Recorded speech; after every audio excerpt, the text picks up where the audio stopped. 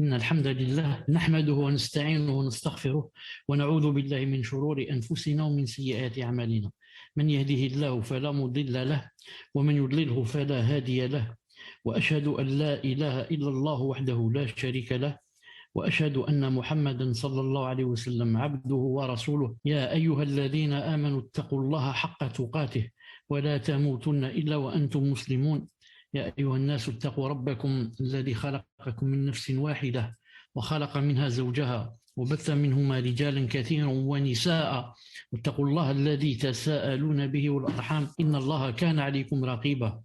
يا أيها الذين آمنوا اتقوا الله وقولوا قولا سديدا يصلح لكم أعمالكم ويغفر لكم ذنوبكم، ومن يطع الله ورسوله فقد فاز فوزا عظيما. ألا إن أصدق الكلام كلام الله، وخير الهدي هدي محمد عليه الصلاة والسلام، وشر الأمور محدثاتها وكل محدثة بدعة وكل بدعة ضلالة وكل ضلالة في النار. حياكم الله عز وجل. En cette soirée, Samir, عندك la date? En cette soirée du mercredi 19 Rajab 1442 de l'Hégire, correspondant au 3 mars 2021. Donc, Inch'Allah Ta'ala, le 8e cours du livre Mu'taqid Sahih, la croyance authentique d'Abd Salam ibn Barjas al-Abd al-Karim rahimahullah ta'ala. Donc on commence Inch'Allah Ta'ala directement. طيب, les principaux anges Inch'Allah Ta'ala, comme on dit Muqarraboun, صح, أشهر الملائكة عليهم السلام المقربون.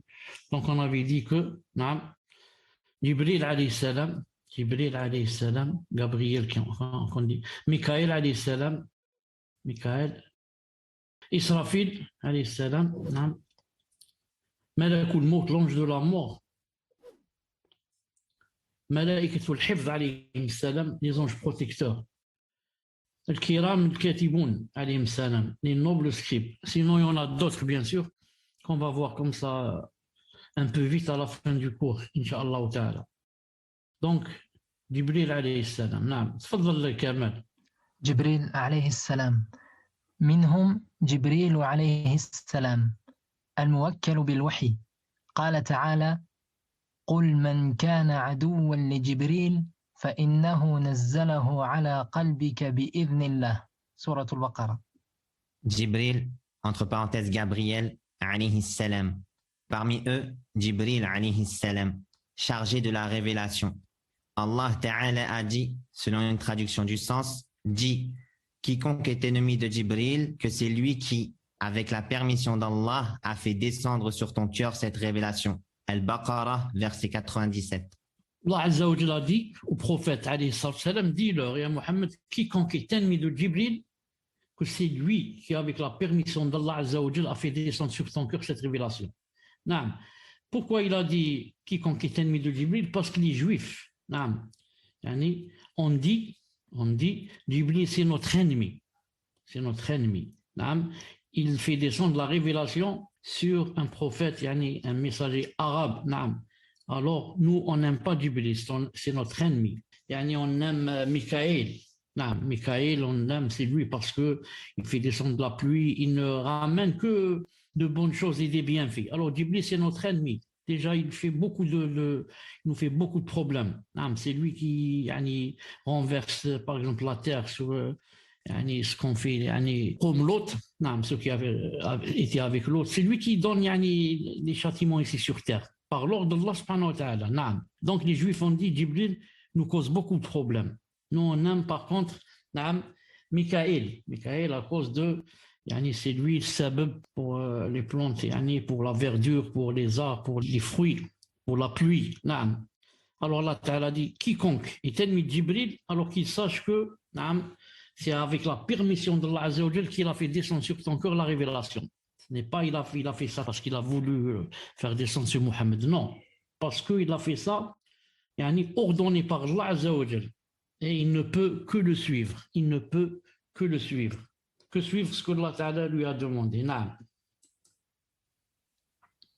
وقد رآه النبي صلى الله عليه وسلم في الأبطح له 600 جناح وقد سد عظم خلقه الأفق.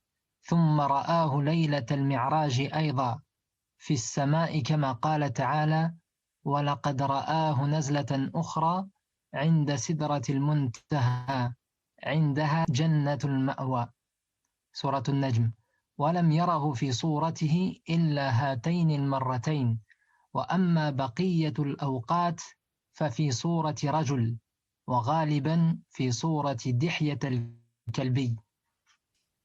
Le prophète alayhi salatu wassalam le vit à Al-Abtah alors qu'il avait 600 ailes. Sa grande envergure couvrait l'horizon. Puis il le vit également la nuit de l'ascension. Comme Allah Ta'ala a dit, selon une traduction du sens, il l'a pourtant vu à nouveau lors d'une autre descente près du lotus de la limite, près duquel se trouve le paradis de l'asile final, Al-Ma'wa, Al-Najm, versets 13 à 15. Il ne le vit sous sa vraie forme qu'à ces deux moments. Quant au reste du temps, il le voyait sous la forme d'un homme, la plupart du temps sous la forme de Dihya al-Kalbi. On avait dit hier que Jibril était le plus rapproché d'Allah Azza wa Jal, ou du moins l'un des plus rapprochés, et que Allah Azza wa Jal l'a doté de 600 ailes, 600, par rapport à d'autres qui n'en ont que 2 ou 3 ou 4 ou 5 ou 6. Lui, il en a 600. Il en a 600. Et jamais le prophète sallallahu alayhi wa sallam n'a vu Jibril dans sa vraie forme que 2 fois. Que 2 fois. Subhanallah al-Azim. Lors de l'ascension, et une fois lorsqu'il était sur terre. Et on avait dit que personne ne pourrait y voir un ange dans cette vie, sous sa vraie forme. Sinon, comme a dit Dahak, il mourrait. Mais quand même, Allah Azza wa Jal a aidé le prophète a fait de sorte qu'il puisse le voir, mais seulement 2 fois. Et quand il l'a vu la première fois, le prophète, ça lui a causé, je ne vais pas dire du mal, mais il a tremblé, il a eu la fièvre, il est revenu chez Khadija en tremblant. Et il a dit, comment qu'on dit retourner? Il a dit, couvrez-moi. Il a dit, couvrez-moi. Le prophète, et regardez ce qui lui est arrivé quand il a vu Jibril alayhi salam. Et tout ça avec tawfiq min Allah et l'aide d'Allah subhanahu wa ta'ala. Sinon, une personne ne peut pas voir un ange sous sa vraie forme que dans l'au-delà, quand Allah ta'ala dotera la personne d'assez de force pour voir les anges, incha'Allah ta'ala. Donc c'est pour ça, la plupart du temps, il venait sous la forme d'un sahabi qui s'appelle Dihya al-Kalbi, car il était très beau. قال الله تعالى في جبريل إنه لقول رسول كريم ذي قوة عند ذي العرش مكين مطاع ثم أمين وما صاحبكم بمجنون ولقد رآه بالأفق المبين سورة التكوير. Allah Ta'ala a dit concernant Jibril alayhi salam, selon une traduction du sens, ceci est la parole d'un noble messager, entre parenthèses l'ange Jibril, doué d'une grande force, d'un rang élevé auprès du maître du trône, auquel obéissent d'autres anges et dignes de confiance. Votre compagnon, c'est-à-dire Mohammed, n'est pas fou. Il a vraiment vu l'ange distinctement à l'horizon. At-Takwir, versets 19 à 23. Ceci est la parole d'un noble messager, en parlant de Jibril, doué d'une grande force. Il a vraiment une grande force, au point où plusieurs fois il renversait comme ça des villes. Une ville, il peut la renverser. Il fait beaucoup d'autres choses qu'on ne connaît pas. Mais vraiment, Allah subhanahu wa ta'ala témoigne qu'il est doué d'une grande force. Alors que lui-même, vous avez vu comment il est, avec 600 ailes, et dans la diapo qui a précédé, il a dit il a couvert l'horizon. Il a couvert l'horizon. Si on voit l'horizon, on ne peut pas voir le ciel.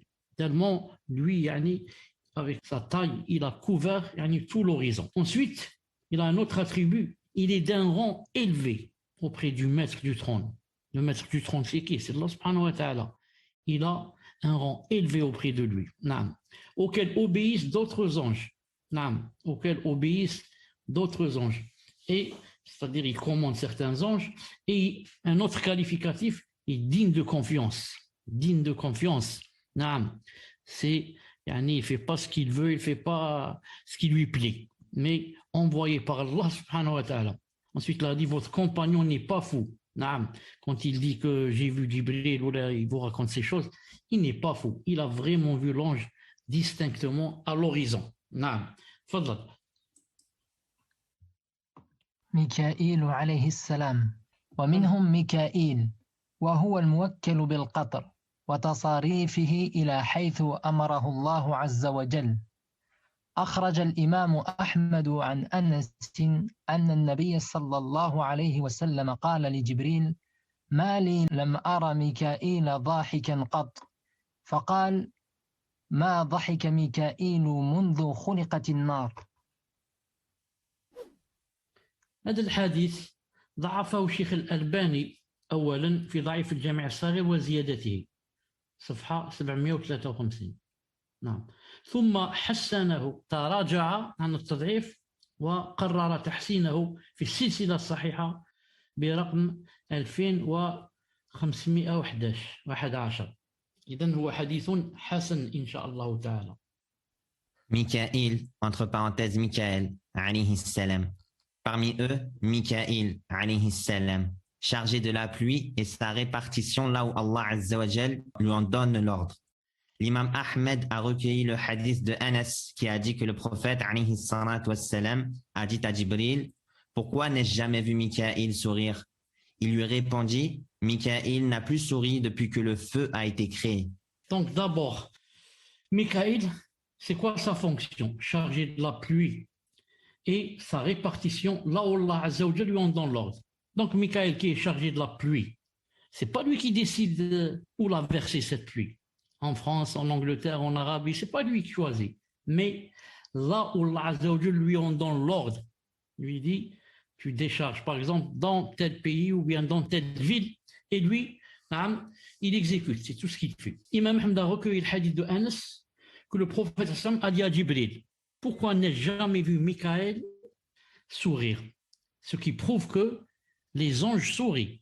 C'est pour ça que le prophète m'a demandé: je n'ai jamais vu Mikaël sourire. Quelle est la cause? Donc, le prophète sait que les anges sourient. Il lui répondit: Mikaël ou Mikaël ou Mikaël n'a plus souri depuis que le feu a été créé. Avant le feu, il souriait. Mais quand il a vu que Allah Ta'ala, ou a su qu'il a créé le feu, il n'a plus jamais souri depuis ce jour. Ce hadith, Al-Albani rahimahullah ta'ala l'a déclaré faible dans Daif al-Jami' al-Saghir wa Ziyadati, page 735. Ensuite, il s'est rétracté, Al-Albani rahimahullah ta'ala, et est revenu sur sa parole. Il a considéré bon, il a dit c'est un hadith bon, il a trouvé beaucoup de chevins, et alhamdoulilah, il a dit c'est un hadith bon, comme dans Silsila Sahiha numéro 2511 bi'idhnillahi subhanahu wa ta'ala. Naam.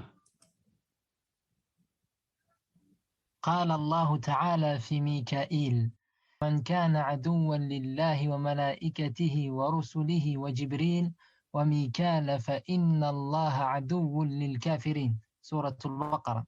Allah Ta'ala a dit à propos de Mikaïl, selon une traduction du sens: quiconque est ennemi d'Allah, de ses anges, de ses messagers, de Jibril et de Mikaïl, Allah sera son ennemi, car Allah est l'ennemi des mécréants. Al-Baqarah, verset 98. Quiconque est ennemi d'Allah, de ses anges, de ses messagers, de Jibril et de Mikaïl, Allah sera son ennemi. Pourquoi? Car Allah est l'ennemi des mécréants. Ça veut dire que celui qui ne croit pas, par exemple, en Jibril ou Mikaïl, il est alors l'ennemi d'Allah et mécréant, et Allah est l'ennemi des mécréants. Ensuite, remarquez avec moi, quand il a dit quiconque est ennemi d'Allah, de ses anges, il a cité les anges, de ses messagers. Ensuite, il a dit Jibril et Mikaïl. Pourtant, Jibril et Mikaïl font partie des anges. Mais pourquoi il a récité spécialement eux, les deux, alors qu'ils rentrent dans ses anges? Si Allah Ta'ala avait dit seulement quiconque est ennemi d'Allah, de ses anges, ensuite il aurait dit Allah sera son ennemi, etc., on aurait compris qu'il parle aussi de Jibril et Mikaïl parmi les anges. Mais il les a fait sortir de la globalité. Il a spécifié leur nom ici, Jibril et Mikaïl, comme on dit en arabe, pour dire qu'Allah Ta'ala fait sortir de la globalité des noms ou des choses. Il est spécifié, ça veut dire que ça veut dire que on doit accorder vraiment d'importance à ce qui a été spécifié, car ils sont très importants. Ils méritent d'être cités seuls. Par exemple, quand Allah Ta'ala a dit à propos du paradis, il a dit Fiha ou fihima fakihatun wa nakhlun wa rumman. Il a dit ce paradis ou ces paradis, dans ces paradis, il y a quoi? Fakihatun, des fruits. Fiha fakihatun wa nakhl. Ensuite, il a cité les dattiers ou les palmiers, wa rumman. Et les grenades. Non. Pourquoi il cite, quand il a dit Fiha fakiha, que le paradis contient des fruits? On sait que dans les fruits, il y a ceci et cela. Mais ensuite, il cite spécialement, il a dit les dattes, ou bien les dattiers et les grenadiers, ceux qui donnent les grenades, pour montrer que ces deux fruits sont très convoités. Et la date, vous savez, il y en a seulement sur Terre. Il y en a, je ne sais pas, peut-être 50 ou 100 sortes. Nous, on en connaît quelques sortes, peut-être 5, 6, 10. Mais on a des sortes qu'on n'a jamais vues. Des dates. Des fois, comme il y a par exemple une date qui s'appelle Deglet Nord, qui se trouve ici en Algérie, et nous en Algérie, malheureusement, on ne la trouve pas. Elle est exportée vers la France, les États-Unis, l'Allemagne, etc. Al-Muhim, quand tu vois la date, tu vois à l'intérieur, le noyau, subhanallah l'azim. Il y en a tellement d'une couleur, jaune comme ça, comme subhanallah, à la voir seulement, tu sais que c'est vraiment de la qualité. Alors à la manger, alors هذا في الدنيا. Qu'en est-il des dates de l'akhira? Et Romain, ensuite il a cité les grenades. Dans un hadith sahih, il a dit que l'isaba, c'est le groupe. Il faut un groupe pour manger une grenade yawm al-qiyamah. Non, ce n'est pas la petite grenade qu'on achète nous. Et il faut 10 ou 15 ou 20, je ne sais pas combien de personnes pour pouvoir terminer une grenade. Je pense que ce qu'il y a à l'intérieur de la grenade, il y a ce qu'on mange, l'une de ce qu'on mange, peut-être elle est plus grande que la grenade. Qu'Allah Ta'ala fasse qu'on soit de ceux qui mangent ces choses yawm al-qiyamah. Amin, Cheikh. إسرافيل عليه السلام ومنهم إسرافيل وهو الموكل بالصور ينفخ فيه 3 نفخات بأمر ربه عز وجل نفخة الفزع ونفخة الصعق ونفخة القيام لرب العالمين وهؤلاء 3 من الملائكة هم الذين ذكرهم النبي صلى الله عليه وسلم في دعائه من صلاة الليل رواه مسلم اللهم رب جبرائيل وميكائيل وإسرافيل فاطر السماوات والأرض عالم الغيب والشهادة أنت تحكم بين عبادك فيما كانوا فيه يختلفون اهدني لما اختلف فيه من الحق بإذنك إنك تهدي من تشاء إلى صراط مستقيم. وكان شيخ الإسلام ابن تيمية على رحمة الله إذا هم به أمر أو التبس عليه أمر كثيرا ما يدعو بهذا الدعاء. لا نعم اهديني اللهم اهديني لما اختلف فيه من الحق بإذنك إنك تهدي من تشاء إلى صراط مستقيم. نعم هكذا ينبغي أن يفعل المؤمن. نعم. Israfil, Raphaël, alayhi salam. Parmi eux, Israfil, chargé de la trompe dans laquelle il soufflera 3 fois, sous l'ordre de son Seigneur Azza wa Jal. Le souffle de l'effroi, le souffle de l'évanouissement et le souffle de la résurrection pour le Seigneur des mondes. Ces 3 anges sont ceux que mentionnait le prophète alayhi salatu wassalam dans son invocation de la prière de la nuit. Ô Allah, Seigneur de Jibra'il, Mikaïl et Israfil, créateur des cieux et de la terre, connaisseur de l'invisible et du visible, tu jugeras entre tes serviteurs dans leurs divergences. Guide-moi vers la vérité par ta permission, là où ils ont divergé, car certainement tu guides celui que tu veux dans le chemin droit. Rapporté par Muslim. J'avais dit en arabe que Cheikh l'Islam Ibn Taymiyyah rahimahullah ta'ala, il disait qu'à chaque fois qu'il lui arrivait un embrouillement ou quelque chose comme ça, il hésite sur est-ce que c'est la vérité, par exemple, et de ce côté ou de l'autre. Exemple, il disait beaucoup cette doua. Ya Allah, guide-moi vers la vérité par ta permission. Là où ils ont divergé, car certainement tu guides celui que tu veux dans le chemin droit. Donc, Israfil, c'est quoi sa fonction? Il est chargé de la trompe. Il a une trompe dans laquelle il soufflera 3 fois, d'après qui? D'après l'auteur, d'après eux, sous l'ordre de son Seigneur, bien sûr. Et les 3 souffles, le premier souffle, le souffle de l'effroi, qui fait peur, le faza, vraiment le cœur, quand il va entendre ça, le cœur monte jusqu'au gosier. Ensuite, le souffle de l'évanouissement, la personne va s'évanouir, alors que, on va dire ça, il va mourir, c'est le vrai, et le souffle de la résurrection pour le Seigneur des mondes. Et il y a un hadith sahih du prophète sallallahu alayhi wa sallam, dommage, je ne me suis pas rappelé quand je préparais le cours, je me rappelle de lui maintenant. Donc, qu'est-ce qu'il dit à peu près? Il est authentique, bien sûr. Le prophète sallam dit comment je souris, ou là, comment je trouve du plaisir ou quelque chose comme ça, alors que Israfil a déjà pris la trompe et l'a rapproché de lui, et il n'attend que de souffler dedans. Il dit comment donc je vais trouver plaisir, par exemple. Ça c'est un hadith authentique. Il a dit il soufflera 3 fois. Il soufflera 3 fois. Alors que l'avis le plus fort, le plus prépondérant, Inch'Allah Ta'ala, c'est qu'il ne soufflera que 2 fois, pas 3. 2 fois seulement. Et quand il a dit 3 fois, bien sûr, il n'a pas tiré ça de sa tête. Ça, c'est un avis de certains savants. Donc, on va voir ici. Cheikh, j'ai trouvé le hadith que vous avez cité en français. Le messager d'Allah alayhi salatu wassalam a dit: comment pourrais-je prendre du plaisir alors que l'ange qui est chargé de souffler dans la trompe, c'est-à-dire Israfil, a déjà posé sa bouche sur l'embouchure et qu'il n'attend plus que l'ordre de souffler. Ainsi, lorsqu'on lui ordonnera de souffler, il s'exécutera. Il semblait alors que ses propos furent lourds à entendre de la part des compagnons. Aussi leur dit-il: dites, Allah nous suffit, et quel excellent garant.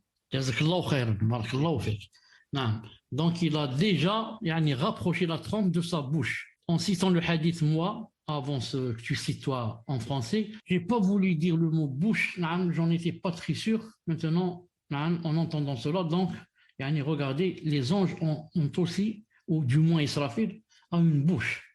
C'est pour ça il rapproche quoi? Il rapproche la trompe de sa bouche. Ce qui fait que, ça veut dire quoi? Ça veut dire qu'il ne reste pas beaucoup pour la fin du monde. Comment vais-je trouver moi du plaisir alors que Israfil a déjà pris la trompe et l'a rapproché de sa bouche. Je disais que certains ont dit c'est 3 fois, mais le vrai c'est qu'il va souffler seulement 2 fois. On va lire ce qu'a dit Cheikh Ben Baz quand on lui a posé cette question. C'est combien de fois on souffle est-ce que les gens, quand ils vont se lever, de sortir des tombes, est-ce qu'ils vont assister à ce qui va se passer les mers, ce qui va se passer, les étoiles qui vont voler, etc. Ou bien ça se passe ou bien ça se passe dans le premier souffle. Il a dit les souffles, le vrai, c'est seulement 2 souffles. Comme c'est dans le Coran. Le souffle de l'effroi. C'est elle-même qui donne l'évanouissement, qui donne la mort. Le plus vrai, c'est la mort, Inch'Allah. Il y a le deuxième souffle, quand Israfil va souffler pour que les gens sortent de leur tombe et aillent pour être jugés. Il a dit quand c'est le premier souffle, en elle, quand après le premier souffle, le ciel va se déchirer. C'est à peu près comme déchiré aussi. Les cieux vont se plier, etc. Il va y avoir un tremblement de terre. Ça veut dire les montagnes vont trembler. Tout le jibal. Ensuite, les montagnes vont être soufflées. Il arrête d'aller, et ainsi de suite. Les gens vont mourir. Donc le vrai, c'est qu'ils ne vont pas s'évanouir, mais mourir. Pour aller vers Allah. C'est pas on est là, ensuite on va aller directement. On doit mourir pour aller vers Allah. Ceux qui ne sont pas encore morts et le temps est arrivé, alors il va souffler, le souffle pour qu'il meure. Ensuite, le souffle pour qu'il aille vers Allah Azza wa Jal. Il a dit dans le deuxième souffle, naam, Allah Azza wa Jal va envoyer des gens des tombes. Et aussi des mers. Il y en a qui sont morts et qui sont dans les mers. Ils n'ont pas été enterrés. Donc de la mer, ils vont venir. Et de toutes parts, ils vont venir. Et ils vont se regrouper entre les mains d'Allah subhanahu wa ta'ala. De toutes parts, de toutes les parties de la terre. Allah Azza wa Jal va les regrouper. Ensuite, on va aller un peu, on va descendre. Il a dit, le premier souffle, ils vont mourir. Et elle s'appelle le souffle de Sa'aq. Sa'aq, de la mort, parce que l'auteur a dit de l'évanouissement. Non. ونفخة الفزع c'est de l'effroi. نعم. إذا مدها جبرائيل. Ici, c'est pas, je pense pas Cheikh Ben Baz s'est trompé, sauf si il a dit un mot sans le vouloir, il voulait dire Israfil, il a dit Jibra'il. Ou bien, celui qui a écrit ça s'est trompé. Toute personne qui entend, le premier souffle va mourir. Celui-là, il vend et il achète et il meurt dans son endroit, là en train d'acheter. Celui-là est en train de réparer son bassin, le bassin de là où les chameaux viennent boire. Il est en train de réparer, comme on dit par exemple de nos temps, par exemple de le cimenter. Hop, il entend ça, il meurt. Celui-là est en train de manger et il meurt en train de manger en son endroit là. La bouchée, elle est toujours dans sa main et il meurt. Il a dit quiconque entend le premier souffle, le souffle de la mort, il meurt à sa place. Et il a dit c'est un souffle vraiment azim et effroyable. C'est pas n'importe quel souffle. Quand Israfil va souffler. Et وجاء في الحديث ضعيف, il a dit il y a un hadith ضعيف. Je pense que l'auteur s'est basé sur ce hadith ضعيف qui dit que c'est 3 souffles. Alors que en fait c'est seulement 2 souffles. Reste que le premier souffle sera rallongé. Long, assez long, le premier, quand ça commence, les gens l'entendent, ils auront peur, vraiment peur, l'effroi, ensuite ils continuent et les gens commencent à tomber, à mourir. Et ça se termine par la mort. Ensuite vient le deuxième souffle. فقد صح الخبر أن جبريل وميكائيل شارك مع المسلمين في غزوة أحد. فقد أخرج مسلم فيما رواه سعد بن أبي وقاص رضي الله تعالى عنه أنه قال رأيت عن يمين رسول الله صلى الله عليه وسلم وعن شماله يوم أحد رجلين عليهما ثياب بياض ما رأيتهما قبل ولا بعد جبريل وميكائيل عليهما السلام. Donc il y a un hadith authentique où il est cité que Jibril et Mikaël, ces 2 anges spécialement, ont participé à la bataille de Uhud avec les musulmans contre les kuffars. Qu'est-ce que ça veut dire ont participé? Il frappait les têtes des mécréants, il les tuait. Sa'd ibn Abi Waqqas, qui était présent à la bataille de Uhud, dit j'ai vu à Uhud, à la droite et à la gauche, et à sa gauche, le jour de Uhud, 2 hommes qui étaient habillés en blanc. Je ne les ai jamais vus avant Uhud ni après. C'est-à-dire Jibril ou Mikaël alayhi salam. Ils étaient présents à la droite du prophète et à sa gauche pour le protéger et pour participer aussi à cette bataille. Ils étaient habillés comment? En blanc. Et alors c'est impossible que quelqu'un s'habille en blanc en allant au djihad. Il les a vite reconnus, mais peut-être qu'il ne savait pas. Ensuite on lui a dit parce qu'il ne peut pas connaître que ces 2 hommes sont des anges s'il n'a pas été éclairé par le prophète sallallahu alayhi wa sallam. Donc ces 2 anges ont participé à Uhud. تفضل. وفي سنن النسائي عن عائشة رضي الله عنها أنها قالت قال رسول الله صلى الله عليه وسلم اللهم رب جبرائيل وميكائيل ورب إسرافيل أعوذ بك من حر النار ومن عذاب القبر. حسن.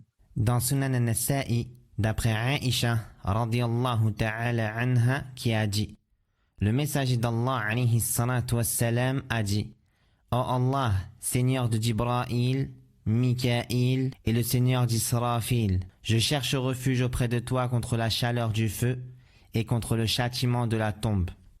Donc, dans ce hadith Hassan, que le prophète alayhi salam disait, il faisait cette dua: ô Allah, Seigneur de Jibraïl et Mikaël, et Seigneur d'Israfil, je cherche refuge auprès de toi contre la chaleur du feu. Quel feu? La chaleur du feu de Jahannam. Et contre le châtiment de la tombe. Contre le châtiment de la tombe. Al-Albani, rahimahullah, l'a déclaré bon dans Sahih al-Jami' al-Saghir wa Ziyadatihi 1, 279 et aussi dans Silsila Sahiha 1544. Le prophète alayhi salam, le plus proche d'Allah Azza wa Jal parmi les messagers, et il cherche refuge auprès d'Allah Azza wa Jal de la chaleur de Jahannam et le châtiment de la tombe.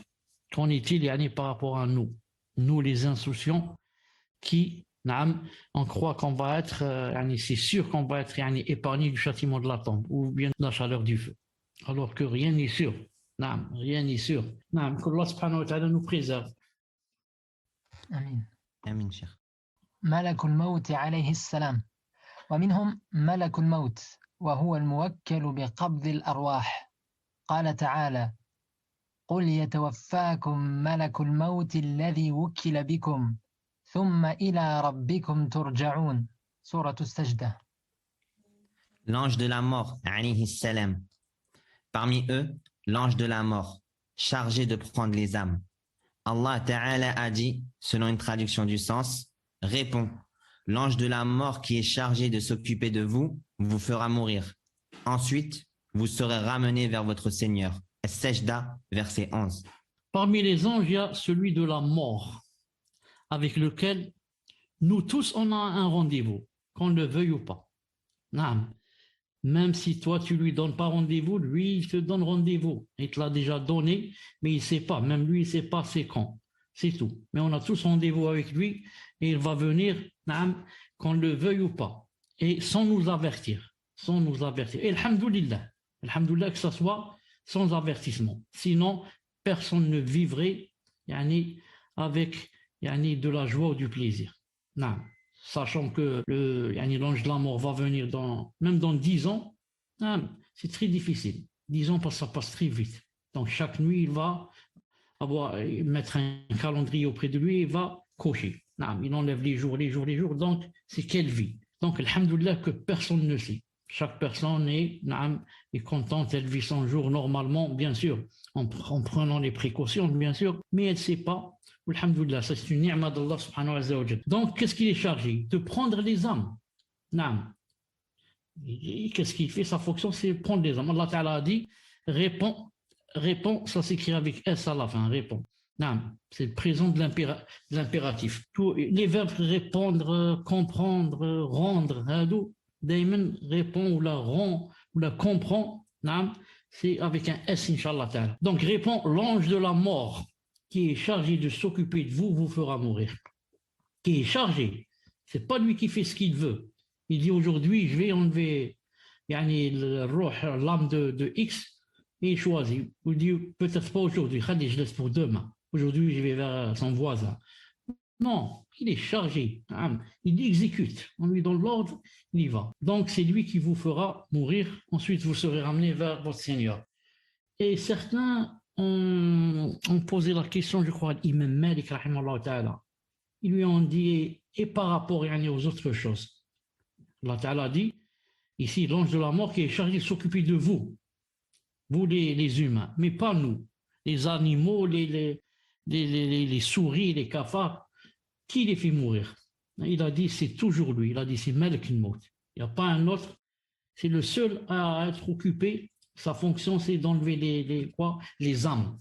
Et on n'a pas un hadith ou un verset qui dit qu'il y a un autre ange de la mort qui s'occupe de la mort à part les humains. Il n'y a pas. Donc, on laisse ça en globalité. C'est lui l'ange de la mort, c'est-à-dire de toute mort. De toute mort. Il y a des gens qui vont s'étonner, ils vont dire, subhanallah, l'ange de la mort, comment peut-il faire, par exemple, à la même seconde, il y a 100 personnes qui meurent aux États-Unis, 40 en Arabie, 30 en Australie, 20 en Algérie, 100 en Angleterre. Comment, en la même seconde, il peut faire cela? Celui qui dit cela, pourquoi? Pourquoi il dit cela? Et il a des ambiguïtés ou des difficultés à concevoir cette chose. Parce que dans sa tête, il pense que l'ange de la mort, c'est quelqu'un comme nous. Juste peut-être un peu plus grand, qui fait 2,50 m.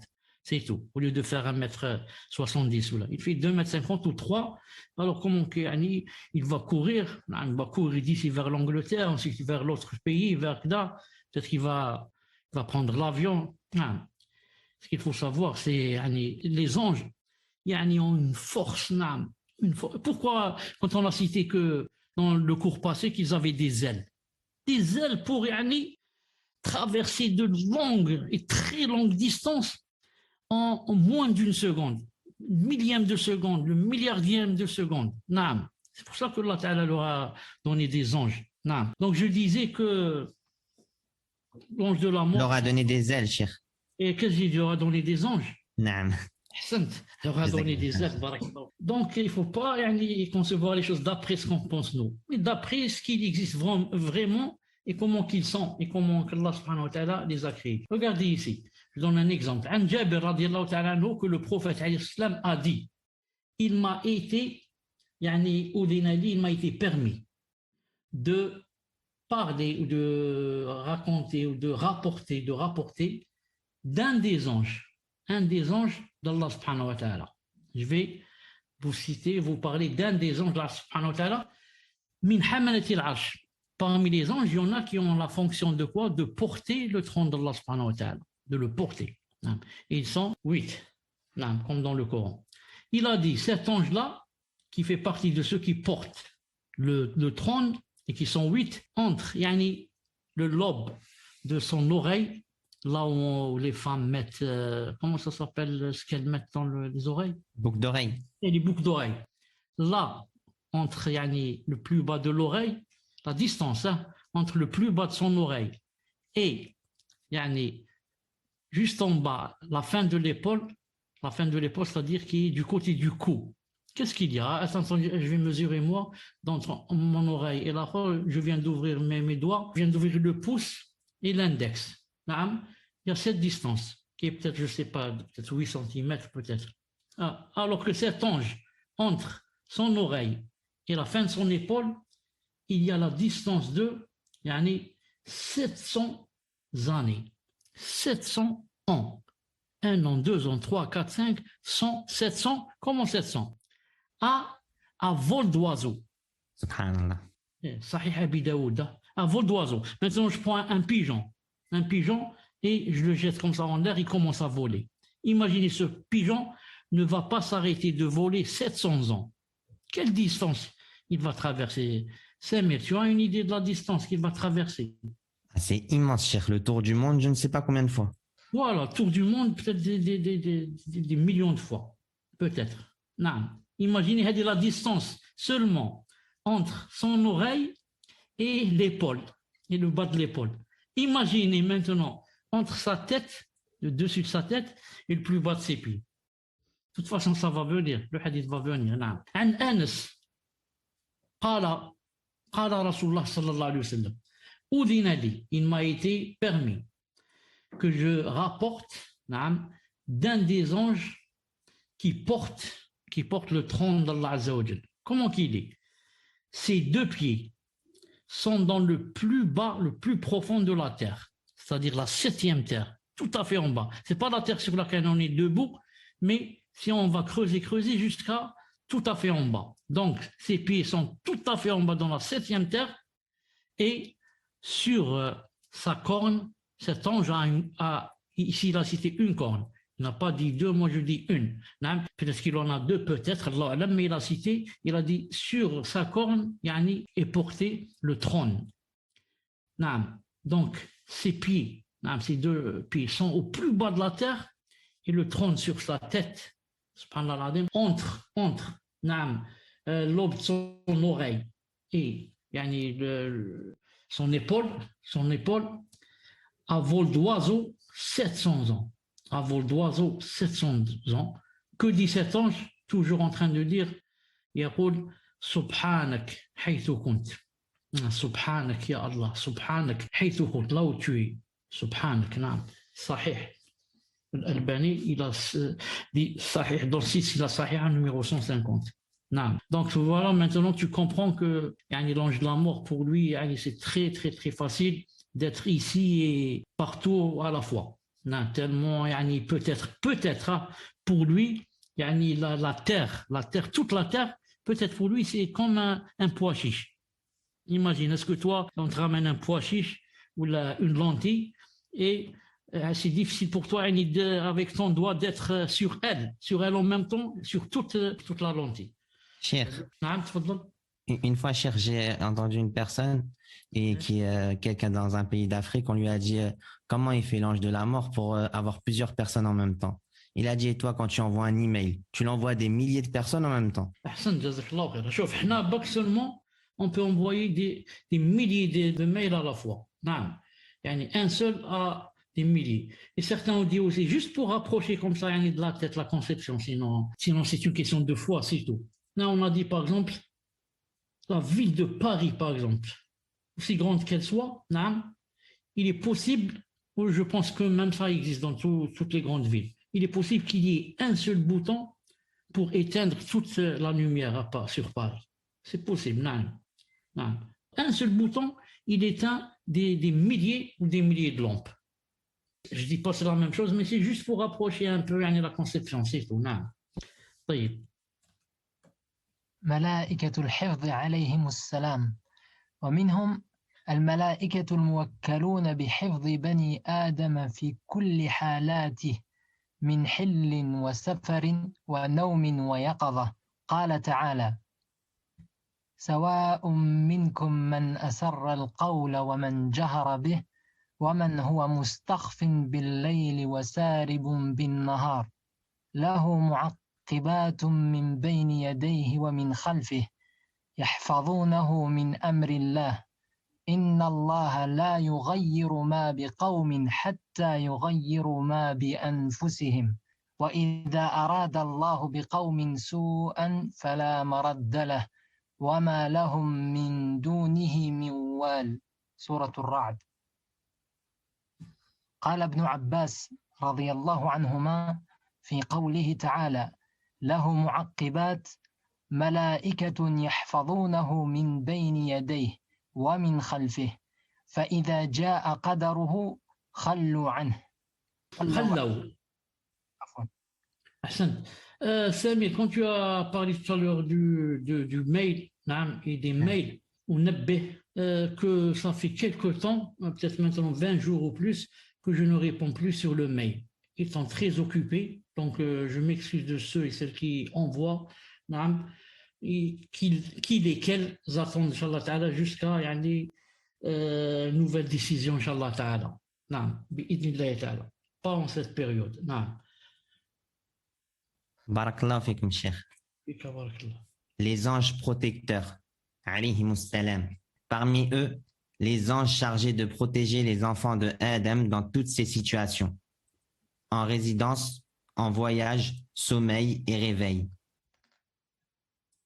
Allah Ta'ala a dit, selon une traduction du sens, sont égaux pour lui celui parmi vous qui tient secrète sa parole et celui qui la divulgue, celui qui se cache la nuit comme celui qui se montre au grand jour. Il, l'homme, a par devant lui et derrière lui des anges qui se relaient et qui veillent sur lui par ordre d'Allah. En vérité, Allah ne modifie point l'état d'un peuple tant que les individus qui le composent ne modifient pas ce qui est en eux-mêmes. Et lorsqu'Allah veut infliger un mal à un peuple, nul ne peut le repousser. Ils n'ont en dehors de lui aucun protecteur. Ar-Ra'd, versets 10 à 11. Allah Azza wa Jalla a créé des anges dont la fonction est spécialement de nous protéger dans toutes les situations, qu'on soit en résidence ou en voyage, en sommeil et en réveil. Et Allah Ta'ala dit, il nous apprend ici beaucoup, les bases de la Aqidah. C'est égal pour lui, ou sont égaux pour lui, celui parmi vous qui tient secrète sa parole. Il la garde secrète, ou alors il la divulgue. Allah Ta'ala sait ce qu'il y a dans les poitrines. Avant que tu ne penses à la parole elle-même, Allah Ta'ala yani, c'est déjà à quoi tu vas penser, ce que tu vas dire si tu vas parler.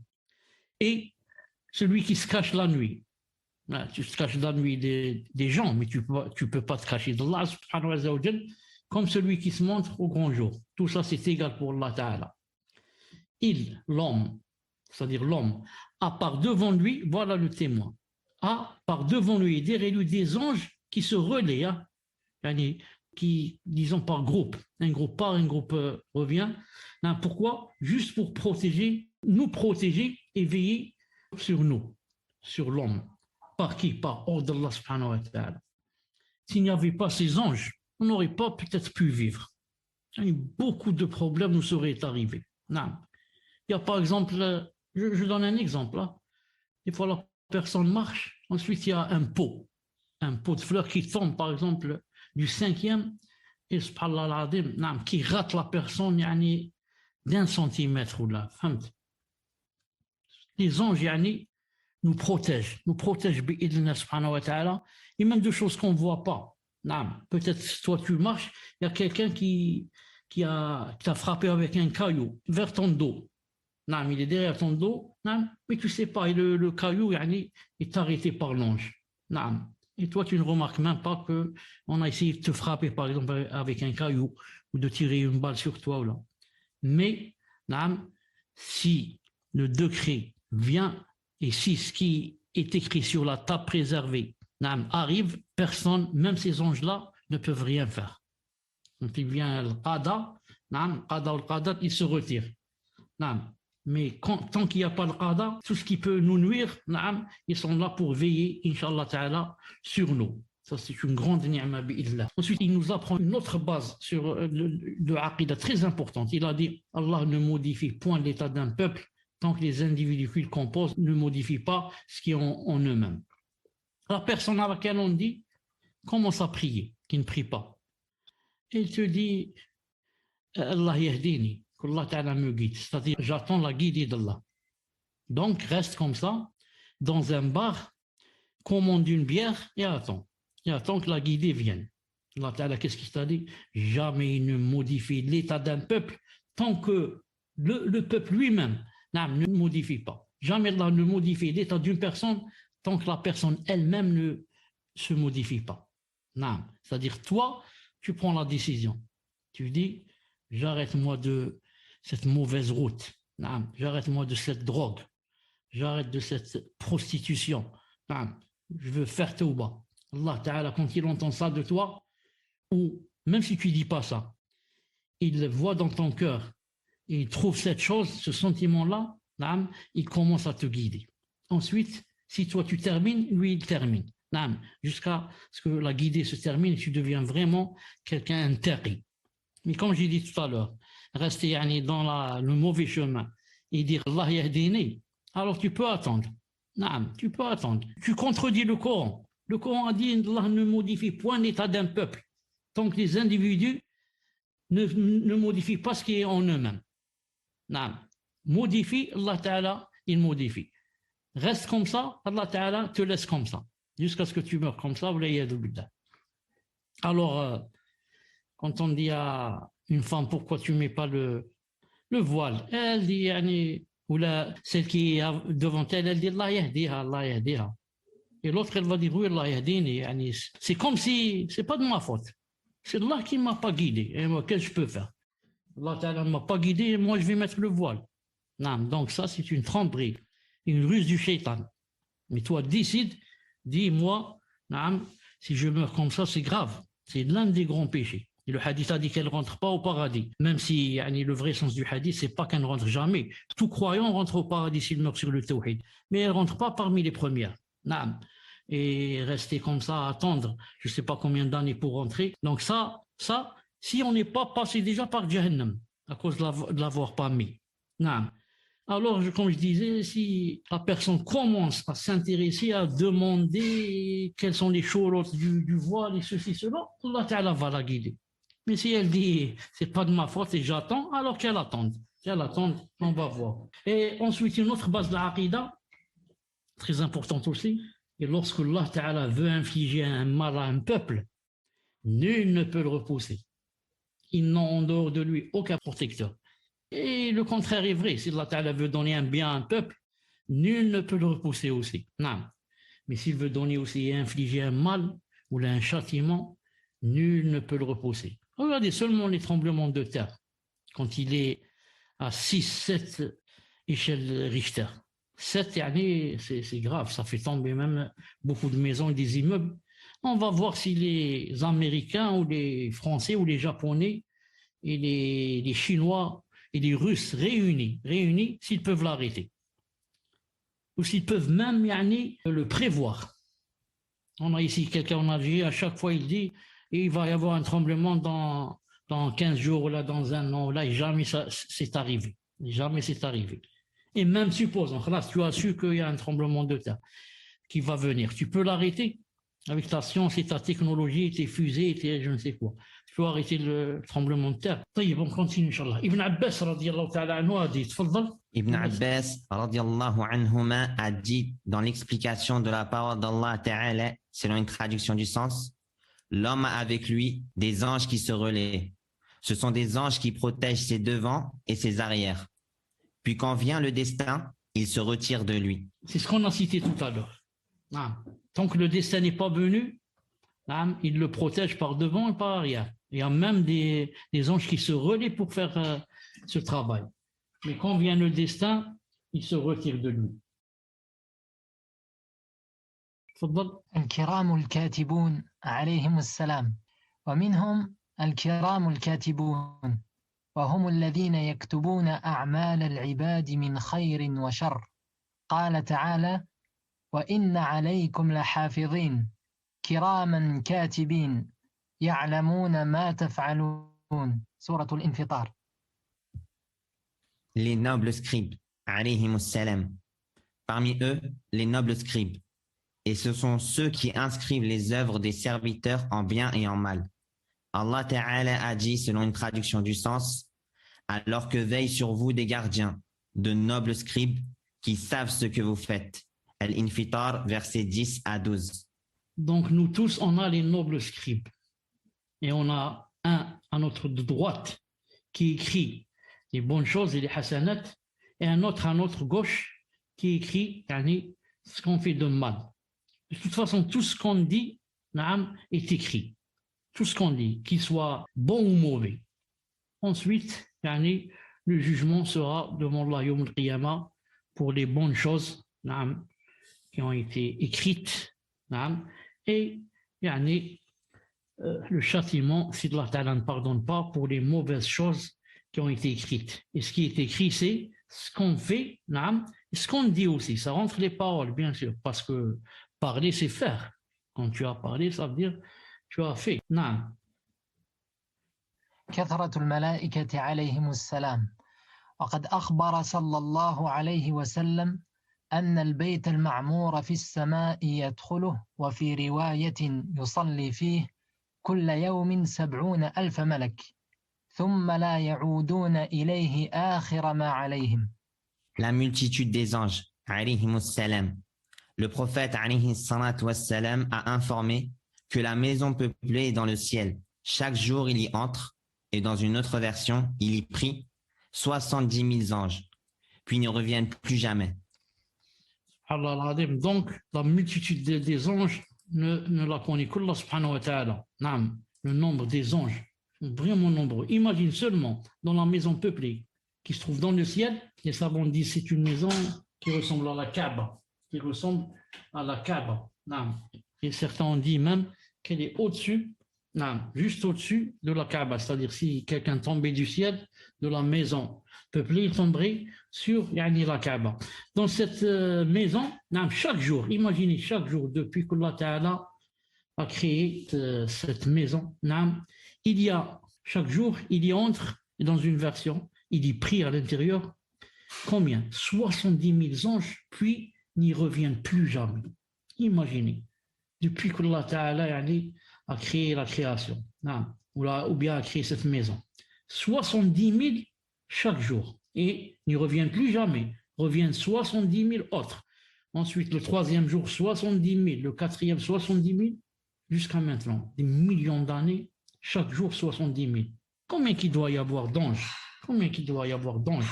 C'est pour ça qu'Allah Ta'ala dit dans le Coran وَمَا يَعْلَمُ جُنُودَ رَبِّكَ إِلَّا هُوَ. Le Mudaththir 31. Nul ne connaît les armes de ton Seigneur. Naam. C'est-à-dire les anges, bien sûr.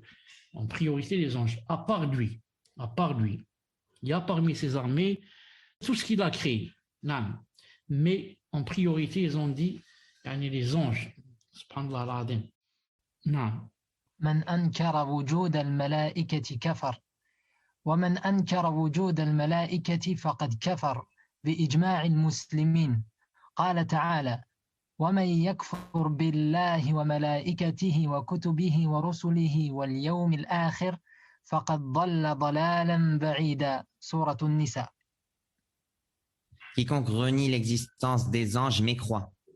Quiconque renie l'existence des anges a mécru, par consensus des musulmans. Allah Ta'ala a dit, selon une traduction du sens, quiconque ne croit pas en Allah, en ses anges, en ses livres, en ses messagers et au jour dernier, s'égare d'un égarement profond. An-Nisa 136. La croyance en les anges d'Allah subhanahu wa ta'ala, c'est un pilier de la foi, de l'iman. Et c'est quoi croire en eux?